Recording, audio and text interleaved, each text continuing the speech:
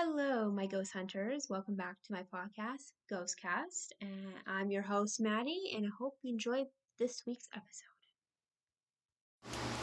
Alrighty, so this story takes place in New York City in 1865. So picture this: the Civil War just had ended,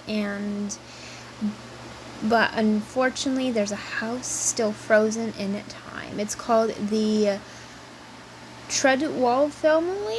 Was a quiet people who were pretty wealthy, popular, and traditional Catholics, and they lived in this tiny house. It's like this white house on this very quiet street, not disturbing everyone. Now in the house lived Gertrude Treadwell. Now that's the main character of our ghost story, and she was one of 8 children. Imagine that. She had a ton of siblings. Not a dull moment, as they say. Now, she was born upstairs in the bedroom of 1840, which is common back then in the 1800s, because at-home birth was popular. Not a lot of modern-day medicine, as today people, give birth in the hospital. But anyway, she was quite different from her sisters. So, her sisters married, they left, they, had a family and all that, but she stayed, and she loved poetry and music. I love poetry too. And her heart was drawn to things were not suitable, or as they say, proper for a Victorian lady, especially James, the young Irishman hired the household of, was like a nanny. So he was poor, a servant / nanny, and her father, Mr. Treadwell, was furious when she discovered a secret, crush, and, quickly forbade, because, poor and rich back then in the 1800s will not end well. So Gertrude never saw him again, ever.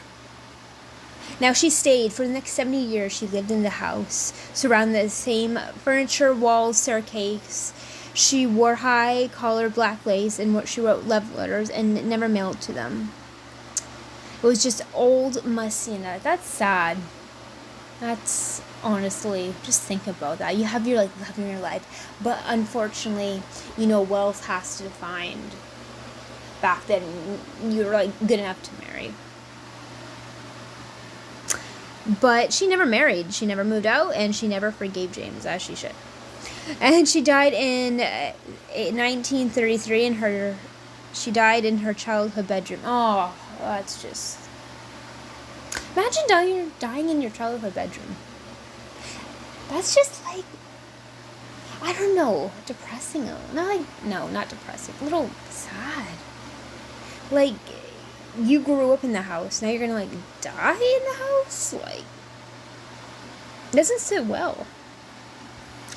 And, yeah, she died in 1933. Now, from 1933, her death and her hauntings began immediately. People have reported footsteps, a scent of lavender, and because it was her favorite scent, and she did not, and her reflection will become, just if you walk past any mirror, her reflection of her black collar boots just will appear in the mirror. Tourists watched that, especially in Gertrude's bedroom, because she died there. She felt some people felt like a sudden weight has pressed against her chest. So it's like someone who just, you've been knocked down to the ground and someone just stepped on your chest. And then the one that actually reported is that she has this sitting chair in her room, and just rock back and forth. And that was just some hauntings that very common. So a lot of people say it's grief that she died in the house. Others say it's just she just never left the house because she was shy, or she just stayed there because she didn't want to let a part of it go. So now you visit very common hauntings. You may feel like someone is watching you. Literally, someone is watching you. Not saying, I feel like someone is watching me.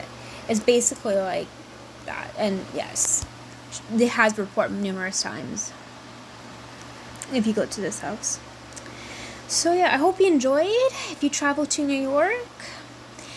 And make sure you stay safe. And you never know. You might have an invisible tour guide guiding you through the house. So yeah, stay safe out there. I hope you have a great week. See you next week for another Spooky Sunday.